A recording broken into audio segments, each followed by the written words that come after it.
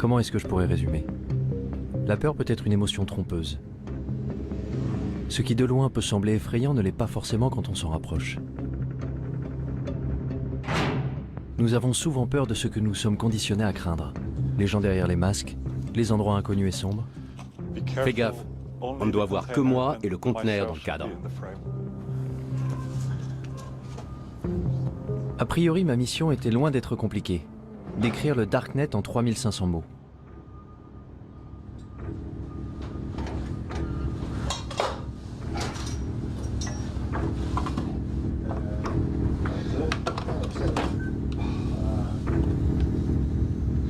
Alors comment je m'étais retrouvé là? Dans un conteneur clandestin à la périphérie de Berlin, avec 2 crypto-anarchistes sans visage me faisant faire le tour de leur lab. Non, je ne filme pas mes doigts. Jamais? Compris? Ok. Un des trucs qui m'intéresse en ce moment, c'est de fabriquer un dispositif qui reproduise la norme de communication vocale sécurisée de l'armée américaine, mais qui serait accessible à tous. Comme ça, n'importe qui pourrait se connecter avec ce petit appareil et crypter sa voix en utilisant les lignes téléphoniques traditionnelles. Mais qui cette puce aiderait-elle au final? Des terroristes pour voler à couvert? Ou des révolutionnaires dans les régimes dictatoriaux? Quand j'étais jeune, j'ai lu 1984.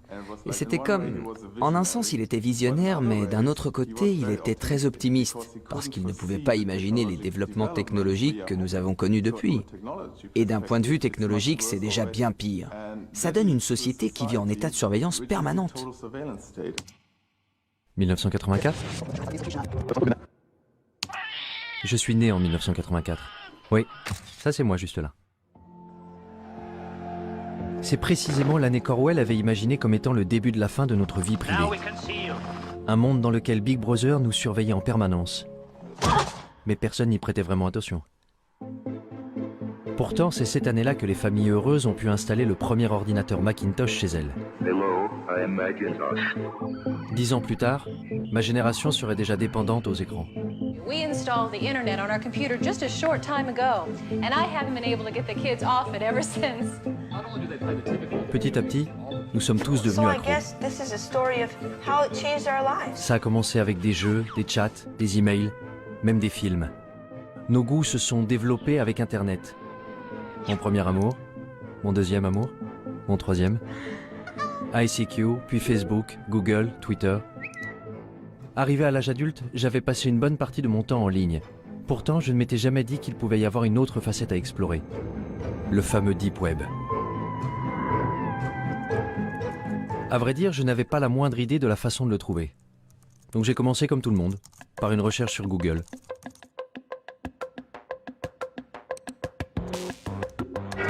What lurks beneath the surface of the internet? The deep web. What is it exactly? Well, it's kind of a vague term because it's comprised of anything that's just not indexed by search engines. Ok, tout ce qui n'est pas indexé. Je n'irai donc pas bien loin avec Google. If we want to compare the size, then one great analogy is that the surface internet, the stuff that's indexed by Google, that would be sort of like the tip of an iceberg. La partie émergée de l'iceberg? The majority of users can only access 1% of all the information the World Wide Web has to offer. The rest, deep beneath the surface, is known as the deep web. Donc le Deep Web est une sorte de dépôt de données inaccessibles, rempli par les banques, les gouvernements, les entreprises, et contenant en plus une partie invisible? There's the regular internet, and then there's something called the darknet, an underground system of anonymous websites that are untraceable. Qu'est-ce que le Darknet? Pendant longtemps, tous ceux qui voulaient agir en secret, acheter de la drogue ou des objets volés, trouvaient que c'était très difficile à faire dans le monde réel. Parce que dans le monde réel, il faut rencontrer le vendeur et ensuite, il faut le payer d'une façon ou d'une autre. Parler du Darknet, c'est évoquer une nouvelle forme de commerce, un nouveau marché où les identités des acheteurs, des vendeurs et de l'argent lui-même échappent à la police ou à quiconque essaierait de traquer le crime ou d'autres choses. You can find ways to launder money, hire a hitman, get guns, The deep web is used by many to buy fake identities. Websites offer green cards, driver's licenses, and passports. Some use it for more sinister reasons, such as human trafficking or drug exportation. Ok, tu vois ça? C'est un système d'exploitation conçu pour les hackers. Rien à voir avec Windows ou quoi que ce soit de ce genre. Un système d'exploitation élaboré spécifiquement pour le piratage informatique. Tel Aviv est un hub pour les experts en cybersécurité. Ça n'a donc pas été difficile de trouver Danor Cohen, un pirate informatique white hat, qui agit pour la bonne cause. La première chose que Danor m'a montré, c'est à quel point ceux qui utilisent l'Internet ouvert sont vulnérables et exposés. Tu vois ça? Il y a le mot de passe réseau. Incroyable, non? Maintenant, imagine que tous tes secrets, tous tes mots de passe bancaires, ton Gmail, ton Facebook, toutes tes conversations privées, que tout ça soit visible avec un seul mot et envoie. En faisant le tour du quartier, Danor avait pu s'introduire dans l'ordinateur de pratiquement tous les gens à 100 mètres à la ronde. Comme les hackers, ils pouvaient intercepter mes informations sur Internet, tout comme la police pouvait utiliser ces mêmes outils pour surveiller les criminels. Si on est sur l'Internet ouvert et qu'on parle d'un trafic de drogue, il y a des systèmes qui balayent le réseau automatiquement. Il n'y a pas d'intervention humaine là-dedans. Et tu seras rapidement convoqué pour enquête. Mais sur le Darknet, rien ne permet d'arrêter à ton quelqu'un de faire ce qu'il veut. Je veux qu'on comprenne parfaitement ce qu'est le Darknet. Vous installez un logiciel dont la fonction essentielle est de cacher votre activité. Well, you're going to need some software. One of the most popular is called Tor. Tor? Which originally stood for the Onion Router. The Onion Router. Onion Router. It was made by the US Navy.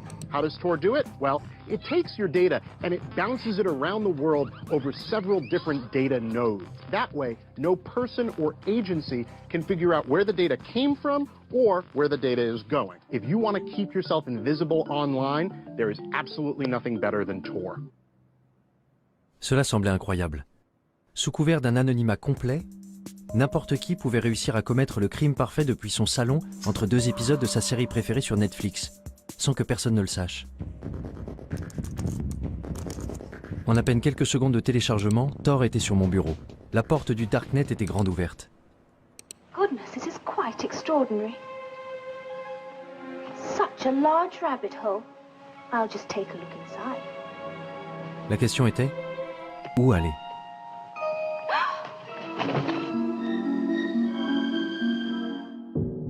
Mon premier arrêt a été le wiki caché. Ce n'était pas vraiment différent d'une page Wikipédia classique, seul le contenu était un peu plus... enfin, je sais pas, voyez vous-même. Des drogues, beaucoup de drogues. De l'herbe, de la cocaïne, de l'héroïne, de la méthamphétamine en cristaux. L'anonymat est quelque chose de très difficile et de rare à obtenir. Et pour cela, Tor est ce qu'il y a de mieux. Si je devais faire quelque chose d'illégal, j'utiliserais Tor pour le faire. Et la liste s'allonge avec des tueurs à gages, des offres pour éliminer des hommes politiques. 58 000 € pour tuer un journaliste? Comment? C'est tout ce que je vaux? Les portes sont grandes ouvertes. Rien ne peut vous arrêter. Il n'y a pas de loi, pas d'ordre, pas de justice, rien. C'est pour ça que Tor est dangereux. Très dangereux. Les drogues et les armes n'étaient pourtant que la surface du Darknet. Il y avait de nombreux groupes et forums communautaires pour satisfaire les désirs les plus sombres de l'humanité. Les néo-nazis y avaient évidemment fait leur place. Ensuite, il y avait ceux qui donnaient dans la torture animale, les 10 principales raisons de tuer un gosse, mon Dieu, de la pédophilie. L'endroit le plus bizarre que j'ai trouvé, ça doit être le Cannibal Café, au service de l'humanité. Ah ouais? Vraiment? Je peux vous raconter des réunions avec des officiers de police où ils s'arrachaient les cheveux. On ne sait pas quoi faire avec ce truc. C'est un cauchemar. Un Sodome et Gomorrhe virtuel moderne. Ça ressemblait vraiment à un cauchemar. Si les règles du jeu changeaient, comment faisait la police pour rattraper son retard? Et avait-elle au moins une chance de pouvoir le rattraper? Ça tourne? Je peux commencer? Je suis curieux de savoir comment le Darknet a changé l'apparence du crime. Le visage du crime a changé. Aujourd'hui, on voit que le crime passe de plus en plus du monde physique au monde en ligne. Pourquoi? Tout simplement parce que les gens ont tendance à croire que dans le monde en ligne, ils sont plus anonymes et peuvent commettre des crimes sans se faire prendre. Si vous allez sur le Darknet, et je suppose que vous l'avez fait, vous trouverez des gens qui cherchent à acheter X, Y ou Z, qui sont pour la plupart des choses dont la possession et la vente sont illégales.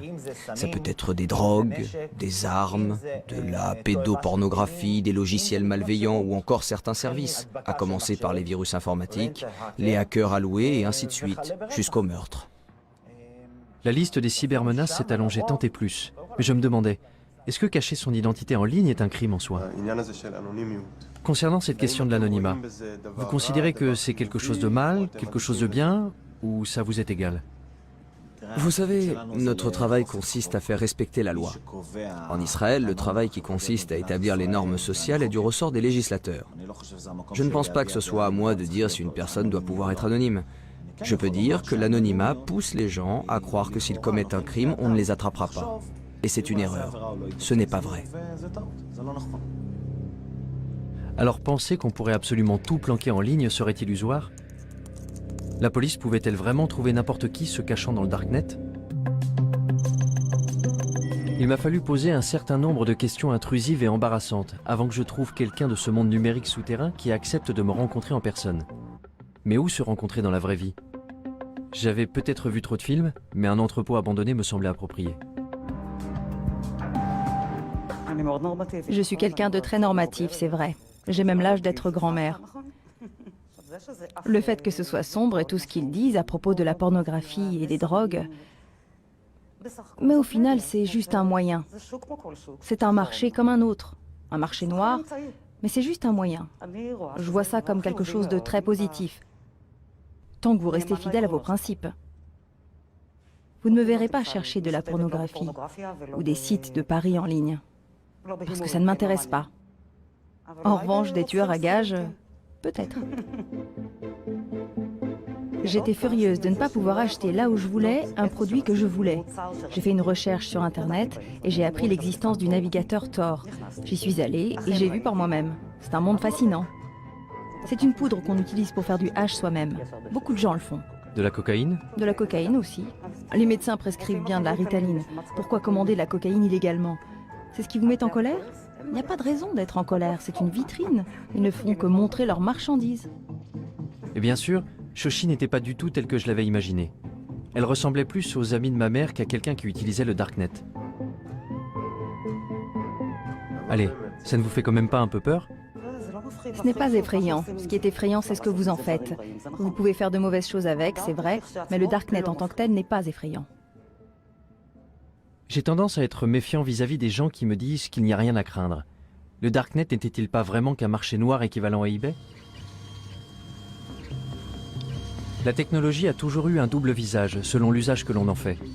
Prenez l'imprimante 3D par exemple. Fais descendre l'arme. Roy Cezana en a utilisé une pour imprimer en 3D un revolver dont il avait téléchargé le modèle sur le Darknet. Puis il est entré en douce dans un rassemblement universitaire où il y avait les hommes politiques les plus importants d'Israël. Il a dit que le plus drôle dans tout ça, c'est que tout le monde était debout autour et regardait. Le côté spectaculaire, c'est cette fabrication rapide et personnalisée. C'est ce qu'on appelle le rapid manufacturing en anglais. Autrefois, la production ne pouvait se faire que dans des usines géantes valant des millions de dollars. Aujourd'hui, n'importe qui peut avoir ces machines à la maison. Une imprimante 3D qui peut servir à imprimer un revolver. Les gens ont ça chez eux. Mais ce n'est pas donné à tout le monde d'imprimer une arme à feu aussi facilement. Il faut télécharger le plan quelque part. Et d'où vient le plan? Il vient du Darknet. Une fois que quelqu'un a téléchargé le plan, il peut le regarder à l'écran et décider de déplacer le percuteur ici, la gâchette là, et concevoir une arme légèrement supérieure. This is called the lower receiver. This doesn't have a serial number and it doesn't require a background check. Et s'il se rend compte qu'il a créé une arme supérieure à l'original, que fera-t-il? Il téléchargera son plan sur le réseau. This is a ghost gun. Ce à quoi nous assistons, c'est à une tendance de déqualification, une diminution des compétences nécessaires pour atteindre un certain objectif. Vous voulez synthétiser des composés chimiques chez vous? Sur Internet, vous pouvez télécharger la procédure qui va indiquer à l'imprimante comment mélanger les produits pour déclencher une réaction chimique et fabriquer de la morphine, du Valium, de la marijuana ou de la poudre de cyanure. Une simple machine fera ça toute seule chez vous. Mais je veux vous montrer un autre aspect des choses. Les laboratoires médicaux produisent des médicaments à des prix astronomiques que les patients n'ont pas les moyens de payer. Ceux qui ont la capacité, par exemple, de passer des plans à la production maison de médicaments vont commencer à le faire d'ici 10 ou 20 ans. Un processus identique à celui des armes en 3D va se produire. Ils commenceront à apporter des améliorations. Tout le monde sur Terre prendra part à cette révolution géante de l'échange d'informations et de l'association de nouvelles idées. Le Darknet peut être le lieu où toutes les vieilles idées se mélangeront les unes aux autres. Comme l'a dit Matt Ridley, les idées vont commencer à avoir des relations sexuelles entre elles pour finalement donner naissance à des idées nouvelles et incroyables. Cette exploitation de nouvelles idées n'a pas lieu en utilisant les voies traditionnelles de l'information, car les véritables grandes luttes passent toujours par la destruction créatrice. Et c'est là toute l'importance du Darknet, qui fournit un moyen de canaliser l'information. Et cette information peut engendrer une révolution. Les révolutions se préparent en secret. Est-ce que ce n'était pas précisément le genre de choses que les pouvoirs en place voulaient généralement empêcher? Le Darknet avait déjà attiré l'attention du gouvernement américain. The FBI has effectively smashed the Hornet's Nest, and we are in the process of rounding up and charging the Hornets. Et le Pentagone avait fait venir ici une équipe pour recenser les activités illégales du forum. Alejandro et Amanda faisaient partie de cette équipe. Nous sommes en quelque sorte des hackers alloués. Notre travail consiste à explorer une grande partie de ce que le Darknet a de plus sombre, mais aussi à le divulguer. De toute façon, on peut retrouver les pédophiles. On peut retrouver les tueurs à gages quand ils sont réels. On communique ces informations au projet Tor et on transmet certains de ces éléments à la police. Parce que, soyons très clairs, les créateurs du projet Tor ne veulent évidemment pas favoriser l'exploitation des enfants. Vous croyez que certaines choses méritent de rester cachées, ou bien est-ce que tout doit être divulgué? C'est une grande question. Je veux dire, d'une certaine façon, je pense que l'anonymat est extrêmement important. Je pense qu'il y a certaines choses que... Je veux dire, il y a de vrais méchants ici. Il y a les méchants que tu veux, à cause desquels les utilisateurs ont besoin d'anonymat. Et puis, il y a ceux qui utilisent l'anonymat pour de mauvaises raisons. Je pense vraiment que l'anonymat est important. Je ne suis pas pour la suppression totale de l'anonymat. Mais pourquoi l'anonymat est-il important? Eh bien, à cause de... Du droit à la vie privée. Oui, le principe du droit à la vie privée. Et dans quel but? Pourquoi on en a besoin? L'exemple classique que le projet Tor utilise presque toujours pour illustrer ça, ce sont les régimes oppressifs. Et ce n'est pas un exemple théorique. L'histoire montre qu'à chaque fois qu'il y a un progrès révolutionnaire, ça commence toujours de façon clandestine. Quand j'y pense, je me dis que si, disons dans le cas d'un scénario futuriste et apocalyptique, si mon gouvernement s'en prenait à moi et que je veuille par exemple entrer en rébellion, je voudrais que quelque chose de ce genre existe. C'était vraiment la dernière chose que j'aurais pensé entendre venant d'un employé du gouvernement américain. Entendre que, bien qu'enfouis au fin fond de leur cerveau, il y avait un scénario digne d'Orwell. Le genre d'idée qu'on prête davantage aux anarchistes. Instead of privacy, we have permission. It's about control, isn't it? It's about the incremental eradication of freedom. C'est Julia Touriansky, une propagandiste anti-étatique autoproclamée. Don't police me. Statism is death. Mon Dieu. Join me in my love affair with freedom. Vie privée, contrôle, liberté. This is Anarchast. C'étaient les maîtres mots d'un petit groupe qui militait pour de nouvelles alternatives face à un système défaillant. Les gens ont très facilement peur de la nouveauté. Et ça, ce sont des idées nouvelles. Hacker, anarchiste, darknet, des mots qui sonnent louches. Voici les crypto-anarchistes, la branche d'un petit groupe de technophiles qui s'est constitué au tout début d'Internet, les cypherpunks, où cypher signifie chiffrement. What is a cypherpunk? What do you guys stand for? Cypherpunks are cryptography activists. We believe in personal privacy for everybody. Ce sont les cypherpunks qui ont été à l'origine de la toute première version d'un darknet, ce qu'ils avaient appelé le blacknet. Americans are not prepared to face the fact that they're living in an electronic police state. Si quelqu'un pouvait compléter mes informations sur le darknet, c'était forcément eux.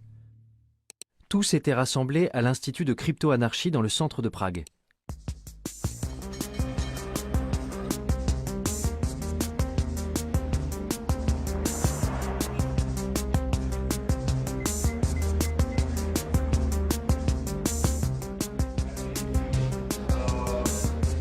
Parallelnipolis représente des outils et des moyens pour protéger nos libertés contre les tendances autoritaires des institutions politiques et sociales. Désolé, c'est vraiment privé. Vous ne pouvez pas prendre ces personnes en photo, ok? Pénétré dans le congrès des hackers à Parallelnipolis, je ne savais absolument pas dans quoi j'étais sur le point de m'engager. J'étais même tellement incertain que j'avais fait le tour du pâté de maison avant de me décider à entrer. Et quand j'avais finalement pu trouver quelques participants pour parler devant la caméra, ce n'était pas sans condition. C'est bon? Super. On entre? Bon, quand vous serez prêt, vous pourrez vous asseoir. Pourquoi ce masque? Pourquoi ce déguisement? Eh bien, je pense qu'aujourd'hui, il est très important de protéger sa vie privée. Et vous savez, il y a beaucoup de reconnaissance faciale dehors. On vit à une époque où les algorithmes informatiques automatiques recherchent les visages dans tous les médias. Et je ne veux vraiment pas que mon visage me suive partout où je suis. Si tu veux me rencontrer, si tu veux me voir, viens me voir en personne. Les médias, c'est pas mon truc. Alors comment est-ce que tu parles de toi? Quelle est ton identité? Eh bien, dans le contexte d'aujourd'hui, appelle-moi Smuggler. Et ta mère, comment t'appelle-t-elle? Ça, je ne te le dirai pas. Demande à ma mère. Fondamentalement, la raison pour laquelle nous voulons le respect de la vie privée, c'est parce que cela permet une action humaine libre, conforme à notre propre volonté. L'homme se développe quand il utilise son propre esprit et fait ses propres choix, bons ou mauvais, et qu'il en assume les conséquences. Voilà comment on grandit. Tu dois être capable de te planter sans te faire démolir. Mais quand quelqu'un te surveille, quand tu dois avoir peur, si tu dois baisser la voix pour parler de certaines choses, tu empêches le développement de l'homme, l'évolution de l'homme. Je pense que de nos jours, il y a une forme de totalitarisme beaucoup plus subtile. Dehors, tu as toutes ces libertés. Tu peux porter ce que tu veux, tu peux faire ce que tu veux, tu peux être gay. Tout va bien, parce que tu sais, nous sommes des gens libres. Dans les systèmes totalitaires précédents, le fait de ne pas être libre était beaucoup plus clair pour les gens. Maintenant, c'est genre, tu es ce consommateur heureux qui peut regarder tous les films sur Netflix, mais dès que tu essaies vraiment de pousser un petit peu pour changer le système, tu te fais attaquer. Et tout le monde te dit « Ouais, c'est quoi ton problème? Like-moi sur Facebook, c'est tout. » Quand on est assis face à l'ordinateur chez nous, on est dans un environnement qu'on associe a priori à la vie privée. Mais ce qu'on fait en réalité, c'est qu'on crée des choses sur tous les toits. Et en ne nous protégeant pas, on a tout simplement ouvert notre espace privé au monde entier. Et moi je dis, attention, ce que vous faites là, vous ne le feriez pas si vous compreniez vraiment ce que ça implique. Parce que vous ne faites ça pour rien d'autre dans votre vie. Je n'ai jamais été particulièrement soucieux de la vie privée. Quand j'ouvre une appli sur mon téléphone, je ne me demande pas vraiment où ces données vont finir. Facebook, Google, ce sont des systèmes de surveillance. À chaque fois que tu utilises un produit qui est gratuit, il faut bien que l'entreprise paie ses salariés. Ce qui signifie que tu n'es pas vraiment le client puisque tu ne payes rien. Ça veut donc dire que le produit, c'est toi. Je ne vais pas arrêter d'utiliser Facebook. Je ne vais pas arrêter d'utiliser Google. Pas tant qu'ils ne se mettent pas à pourchasser les gens et à les tuer. L'idée que les gens de ma génération arrêtent soudain d'utiliser un média social semblait un peu folle. Et grosso modo, mes amis étaient de mon avis. Je veux dire, c'est nul que tu ne puisses pas dire tout ce que tu as envie de dire. Je pense que j'ai admis l'idée que j'étais surveillée. Je ne fais rien d'illégal. Pas sur Internet. Si je n'ai rien à cacher, pourquoi est-ce que je devrais avoir peur? Je me demande si j'ai quelque chose à cacher. Ta vie privée n'est pas violée au moment où quelqu'un prend tes photos et les met en ligne. Ce n'est pas là qu'il y a violation de ta vie privée. Il y a violation de ta vie privée quand quelqu'un veut tes photos et les stocke. C'est à ce moment précis qu'il y a violation. Quelqu'un qui prend tes données et qui les stocke. Parce qu'il pourrait avoir envie de les utiliser. Et c'est cette menace du « pourrait » que nous percevons tous inconsciemment. Tout le monde fait quelque chose de mal. Peut-être que tu trompes ta femme, ou que tu étais ivre à cette fête, et tu as gardé cette photo ridicule de toi. Et ensuite, ils peuvent utiliser cette information pour appliquer une loi qu'ils n'appliquaient même pas avant. Ou alors tout simplement pour te faire chanter publiquement. Quand tu es dans un état où tu n'as pas d'intimité, où tu n'as pas d'anonymat, tu es toujours inquiet à l'idée que quelqu'un te surveille. Quelqu'un qui te punirait physiquement, ou dirait du mal de toi dans ton dos, ou te ferait honte. Chez les humains, la honte est une arme de destruction massive.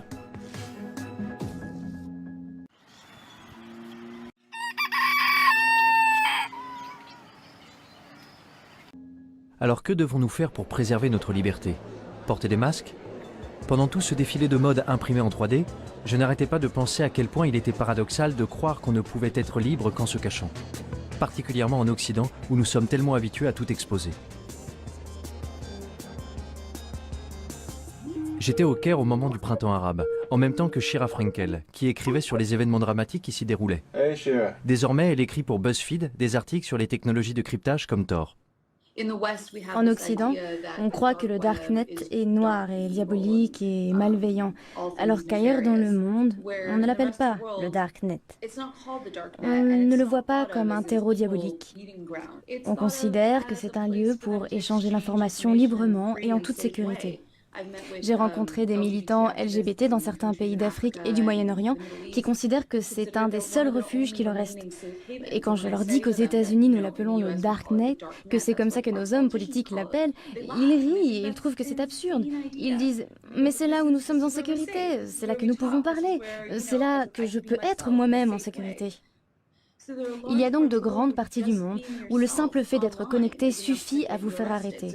Alors pour ces gens qui savent qu'ils ne sont pas en sécurité en ligne, qu'ils ne sont pas en sécurité, ne serait-ce que pour envoyer des emails ou faire partie de comptes Facebook, les technologies cryptées peuvent effectivement être une bouée de sauvetage. Je pouvais comprendre cette nécessité du Darknet pour ceux qui vivent sous un régime dictatorial. Mais la liberté est un des fondements des sociétés démocratiques, non?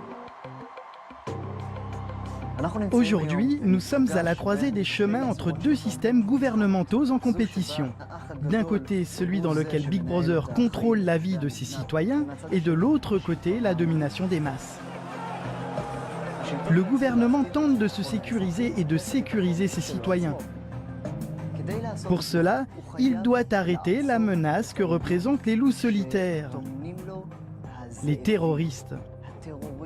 Ceux qui voudraient faire tomber le gouvernement par la force. Et parfois aussi, ceux qui veulent le faire tomber sans faire usage de la force. Le peuple exige la justice sociale. La question qui se pose est, comment le gouvernement peut-il empêcher l'action des terroristes et des criminels sans nuire à la liberté d'expression? Et il n'y a toujours pas de réponse satisfaisante à cette question.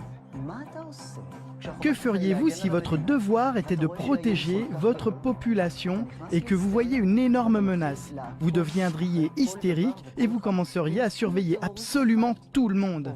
Parce qu'un seul terroriste qui vous glisserait entre les doigts représenterait un tel danger que vous ne pourriez tout simplement pas prendre le risque de commettre une seule erreur.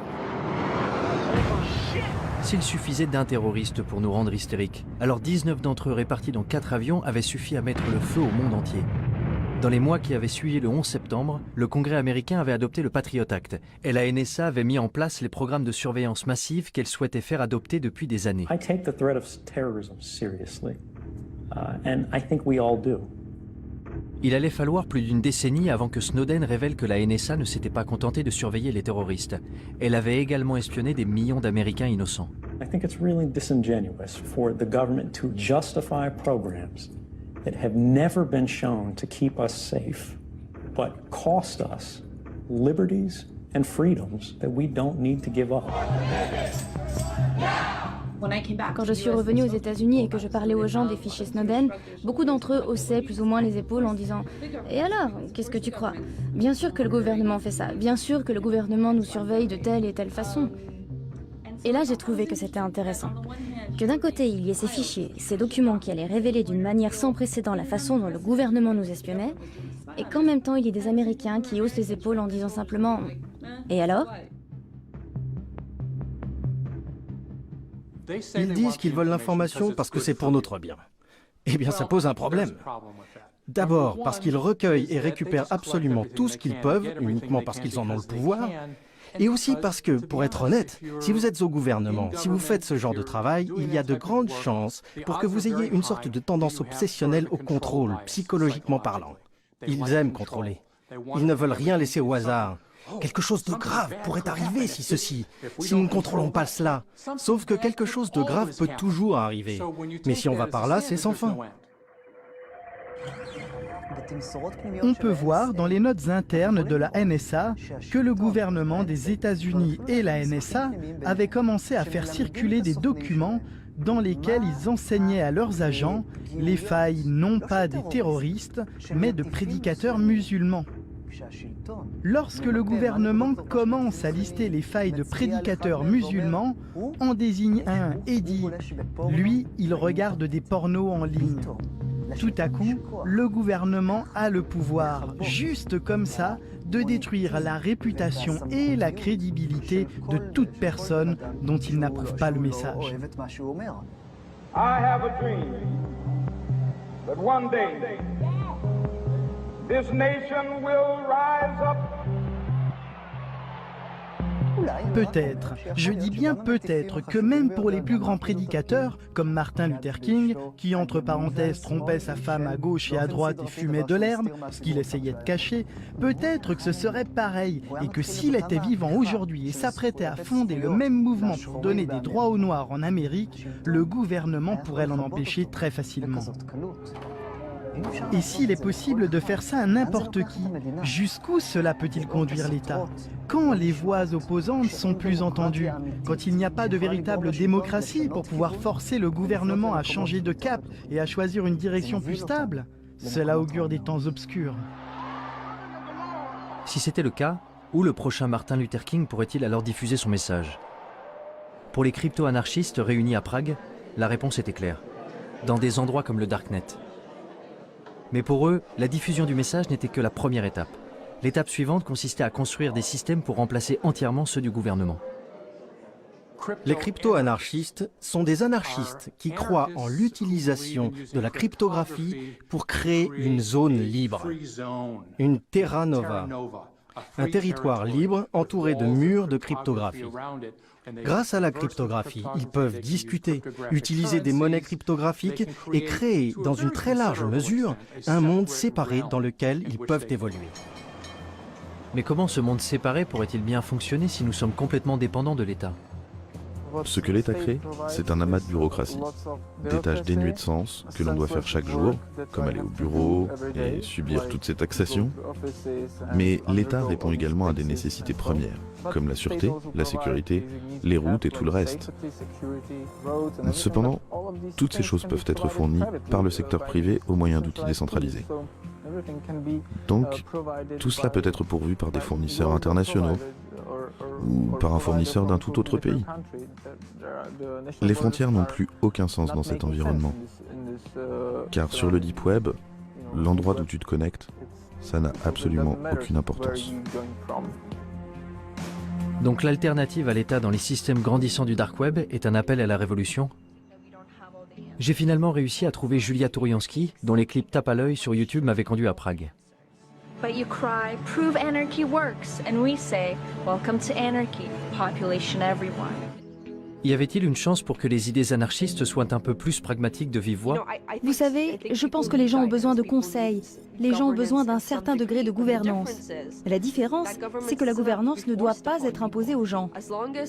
Aussi longtemps qu'on peut se désengager et partir, alors moralement, c'est en accord avec une philosophie anarchiste. Donc bon, je ne suis pas naïve. Je ne pense pas qu'il y aura un grand effondrement qui nous donnerait une magnifique anarchie. Je crois que l'idée, c'est plutôt de créer ces petites communautés pour soi-même et de trouver des endroits d'où on a la possibilité de se désengager et qui se diversifient et qui soient plus dispersés et plus accessibles. L'un des systèmes utilisés par la communauté crypto-anarchiste pour se désengager était le Bitcoin. Une crypto-monnaie permettant d'effectuer des transactions en ligne de manière anonyme et qui avait déjà fait les manchettes des journaux du monde entier. Et une fois que vous avez la monnaie virtuelle, vous n'êtes pas très loin de commencer à bâtir des États virtuels. Hier, il y avait une conférence sur la BitNation, qui est un projet qui montre que la technologie blockchain peut être utilisée pour des services qui, en temps normal, ne sont fournis que par les gouvernements et les États. BitNation is creating a new world where thousands or millions of nations actually compete for customers by offering better services. It's a world where everyone can choose. La BitNation est une nation, et être une nation implique de connecter entre eux des gens qui partagent des valeurs similaires, familiales, etc. Nous sommes d'accord. Donc je dirais que la BitNation est un État apatride. Si vous dissociez la gouvernance du territoire, vous n'avez pas à craindre pour vos propres principes de gouvernance. En parallèle de l'État apatride, il y aurait des crypto-marchés en ligne pour les produits de tous les jours. En gros, la version familiale et conviviale de ce que j'avais déjà vu sur le Darknet. Il y aura des crypto-marchés décentralisés, anonymes, qui seront techniquement impossibles à fermer par le gouvernement. Le système financier et social va s'effondrer. Aucune approche rationnelle ne peut dire comment le système social va pouvoir survivre, surtout quand il y a tellement de personnes âgées et seulement un petit nombre de gens jeunes et productifs. Je pense donc que le système social du gouvernement va s'effondrer. Et donc passer à quelque chose de totalement nouveau peut être une bonne chose. Le gouvernement qui s'effondre, des systèmes parallèles pour le remplacer. Les crypto-anarchistes étaient dans la droite ligne des cypherpunks et de ce qu'ils avaient écrit en 1988. Regarde ce que les cypherpunks écrivaient avant que la technologie d'aujourd'hui existe. Je veux dire, ils peuvent être fiers d'eux. Vous avez raison. Lire leurs écrits revenait un peu à lire une prophétie de science-fiction. À l'ère électronique, la vie privée est nécessaire pour une société ouverte. Tout ce qu'ils avaient prédit il y a plus de 30 ans était effectivement en train de se réaliser aujourd'hui. Bitcoin, construire des systèmes anonymes avec de l'argent électronique. Wikileaks, la crypto-anarchie permettra de mettre en libre circulation les secrets nationaux. Darknet, des systèmes qui permettent de faire des transactions anonymes. Crypto-marché, un marché informatique anonyme permettant d'échanger des biens illicites et volés. Ils avaient même prédit la façon dont les gouvernements répondraient à ces développements. L'État essaierait de ralentir la propagation de ces technologies au nom de la sécurité nationale. Chaque fois que quelqu'un fait quelque chose qui protège la vie privée, il ne se passe pas longtemps avant que le gouvernement et les médias officiels brandissent un de leurs arguments à la carte. C'est mauvais parce que terroriste, ou c'est mauvais parce que drogue. Ce sont effectivement de mauvaises choses. Oui, c'est mal d'être un terroriste, mais là, ce que le gouvernement fait, ou ce que les adversaires de la vie privée font en réalité, c'est qu'ils jouent avec notre corde sensible. Ok, voyons. Wikileaks, gouvernement des États-Unis. The United States strongly condemns the illegal disclosure of classified information. It threatens our national security. If this becomes a standard currency, it could radically and dramatically transform the role of central banks. A few years ago, we learned of an underground website called Silk Road. Our push for increased funding aimed at fighting cyber drug dealers. Silk Road a été associé au Darknet, jusqu'à ce que le gouvernement américain le ferme. C'était le marché le plus important du genre, avec des mouvements atteignant 1,2 milliard de dollars en produits, essentiellement de la drogue. The biggest criminal trial in the history of the internet is over this morning. The mastermind of the Silk Road website was sentenced to life in prison without parole. Pour presque tous ceux que j'ai rencontrés à Prague, Ross Ulbricht n'avait rien d'un baron de la drogue. Il avait plutôt été la victime la plus visible des efforts du gouvernement pour éliminer les cryptomarchés du Darknet en faisant de lui un exemple. Si on prend l'histoire des cypherpunks, de la crypto-anarchie, c'est en fait l'un des premiers exemples dans le monde réel d'une contre-économie opérationnelle. Et ça a été un énorme succès. Vous aviez le marché Darknet, vous aviez une certaine forme d'anonymisation, vous aviez une certaine forme de monnaie numérique anonyme, et c'est devenu très important, très vite. Et c'est essentiellement à cela que tient le pouvoir explosif de quelque chose comme Silk Road.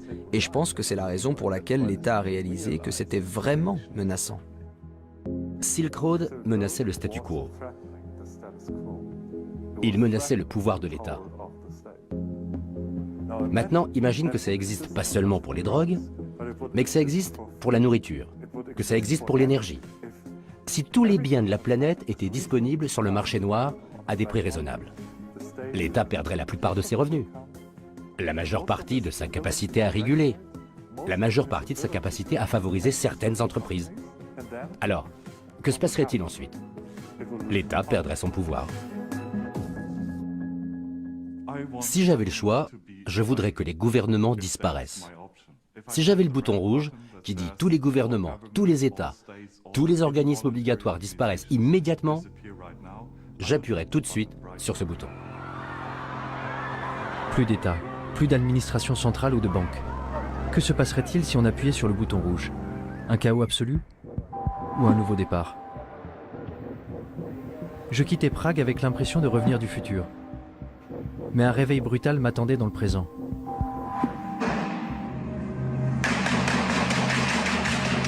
Deux attentats à Paris, un aux États-Unis, un avion abattu en Égypte. N'avions-nous pas effectivement besoin de protection plus forte vis-à-vis de ces gens, même au prix du sacrifice d'un peu de confidentialité? You can't have 100% security and also then have 100% privacy and zero inconvenience. You know, we're going to have to make some choices. J'étais à Washington il y a quelques mois et j'ai parlé à de nombreux hommes politiques. C'était juste après les horribles attentats de Paris et juste avant l'attaque terroriste de San Bernardino en Californie. Et de nombreux hommes politiques disaient « C'est de la faute du Darknet, c'est de la faute de Tor et c'est de la faute des technologies de cryptage ». Cette semaine-là, il y a eu de nombreux reportages dans la presse sur la façon dont les terroristes impliqués à Paris avaient communiqué entre eux et avec les dirigeants d'ISIS, en Iran ou en Syrie, par l'intermédiaire de Tor. The dark web. The US believes ISIS and others are now using the most covert part of the online world to recruit fighters, share intelligence, and potentially plan real-world attacks. Et dans les semaines qui ont suivi, il s'est avéré que non seulement ils n'avaient pas utilisé la technologie cryptée, mais qu'ils avaient même échangé des SMS entre eux. Je pense que pour les hommes politiques, rejeter la faute sur le dark web est vraiment un moyen facile pour se laver les mains d'un échec des services de renseignement.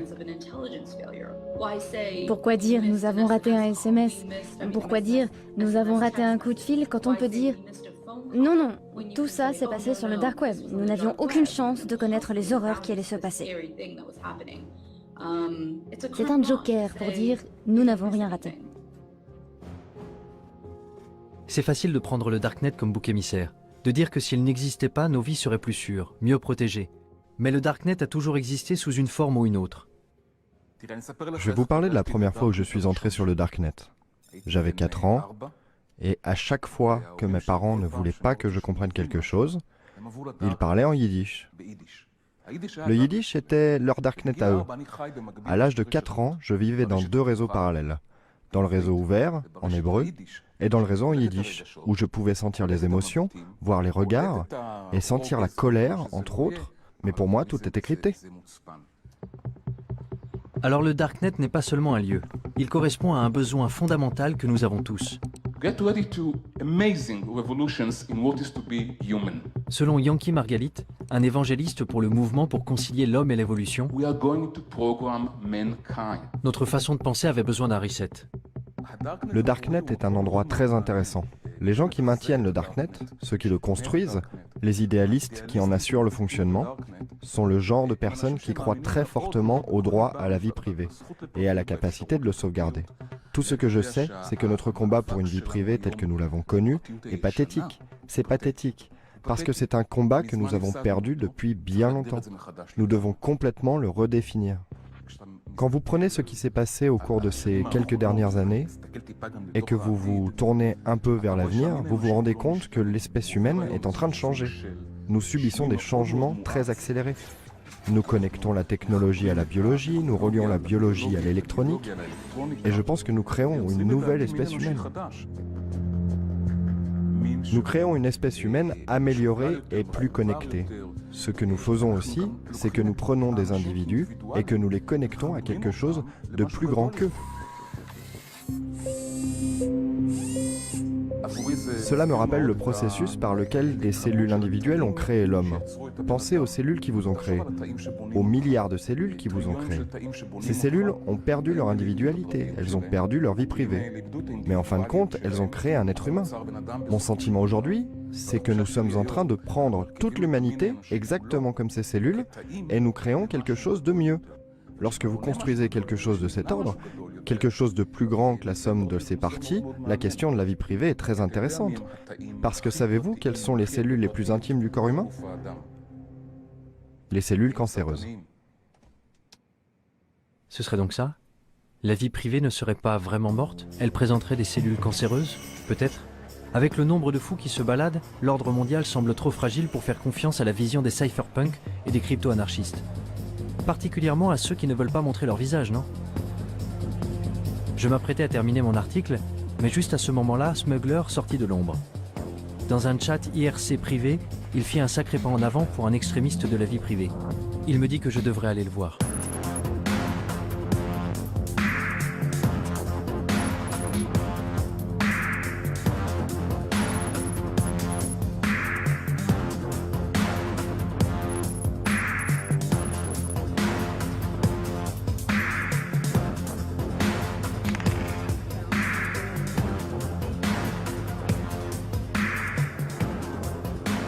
Se balader dans les rues de Berlin avec deux types masqués m'a mis un peu mal à l'aise, même si nous nous étions déjà rencontrés une fois.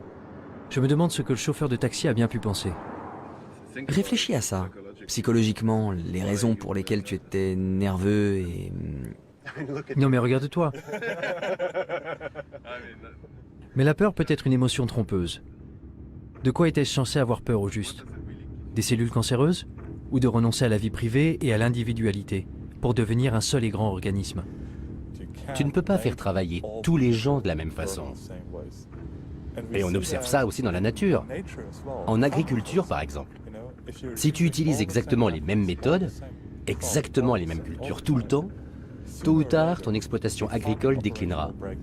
Parce que la réalité a besoin de la diversité pour se stabiliser. Coupe la caméra maintenant.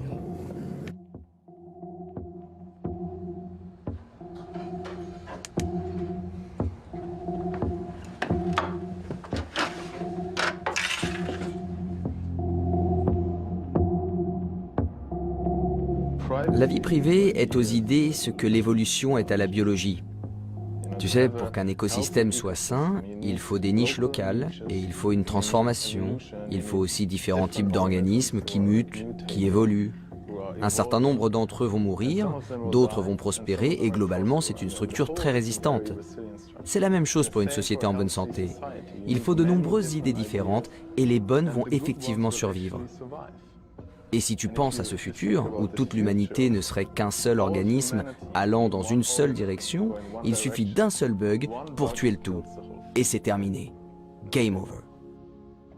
Et ce sera pire que nos pires craintes de guerre nucléaire. Je veux dire, rappelle-toi ce que nous avions avec le Troisième Reich en Allemagne. Imagine maintenant le Troisième Reich à l'échelle mondiale et aucun autre pays pour l'arrêter. Quel bordel! Malgré tous nos progrès, malgré tous les avantages de notre monde interconnecté, l'histoire serait tout de même condamnée à se répéter? Nous abordons un futur que nos parents ne pouvaient pas imaginer. Savoir ce qui en ressortira, c'est de la science-fiction. Mais moi, je ne veux pas vivre dans un futur où tout est contrôlé. Chaque bit de technologie, chaque bit d'information, comment il faut construire les choses, ce qu'il faut penser. C'est si énorme que George Orwell doit se retourner dans sa tombe. Parce que je ne crois pas qu'un tel futur sera vraiment durable. Alors à quel moment votre travail sera-t-il achevé? Jamais. Non, jamais. Je veux dire, certaines personnes travaillent pour la surveillance, et nous travaillons pour renforcer l'anonymat. On n'y arrivera jamais, mais c'est un idéal à viser. De plus, même si nous travaillons pour plus de vie privée, ça ne veut pas dire que qui que ce soit va arrêter de travailler pour la surveillance. Donc tant qu'ils travaillent sur la surveillance, nous, on a un travail à faire. Mais certains diraient, je ne sais pas, que vous êtes peut-être paranoïaque. C'est vrai, vous n'êtes pas des criminels purs et durs, vous ne vendez pas de drogue, vous ne... je sais pas... Mais je veux dire qu'il y a beaucoup de... Je crois que toute la discussion... C'est bizarre le tour qu'a pris cette affaire. Que ce soit à nous de devoir nous défendre. Tu sais pourquoi tu as des rideaux dans ton appartement? Pourquoi tu fermes ta porte à clé? Et il y a plein de précédents historiques, où des gens ont été tués à cause de données les concernant qui avaient été recueillies. Tu sais, c'est ce qui s'est passé pendant le Troisième Reich. Ce qui s'est passé dans les années avant même que le Troisième Reich existe, c'est que beaucoup d'États-nations exigeaient l'enregistrement des citoyens. L'une des choses que de nombreux États, comme les Pays-Bas, la Belgique, la France, l'Allemagne, exigeaient, eux, c'était que tu indiques ta religion. Les nazis sont arrivés et ils ont pris ces registres pour les fouiller. Donc quand l'Allemagne a envahi les autres pays, ils n'avaient plus qu'à fouiller les registres et à tuer les personnes de la mauvaise religion. Aucun pays ne se doutait que ça pourrait être un problème 10 ans plus tard. Et pourtant, ça en a été un sacré. La plupart d'entre eux ne l'auraient jamais cru. Il faut se rendre compte qu'on ne peut pas réellement savoir de quoi l'avenir sera fait. On n'arrive pas à se représenter la merde qui se passe dans le monde aujourd'hui. Alors dans 5 ans, encore moins. En quittant le conteneur, j'ai rallumé mon téléphone et trouvé mon chemin sur Google Maps. J'ai ouvert Gmail pour envoyer l'article à mon rédacteur en me demandant quelle conclusion tirer de tout ça. Où m'avait conduit cette exploration du terrier? Le Darknet n'était pas le monstre diabolique que j'avais eu tendance à imaginer. Il semblait au contraire qu'il puisse être le seul endroit qui nous reste pour échapper à la surveillance de plus en plus attentive de Big Brother. Un lieu où nous pourrions nous débarrasser de nos anciennes identités pour en créer de nouvelles, et même bâtir des mondes nouveaux. Un endroit où nous pourrions bénéficier d'une vraie liberté. Ce n'est qu'à ce moment-là que je repensais à ce que m'avait dit Smuggler quand j'ai quitté le conteneur. Que la plupart des gens ne cherchent pas du tout une liberté réelle. Ce qu'ils veulent, c'est avoir juste assez de liberté pour se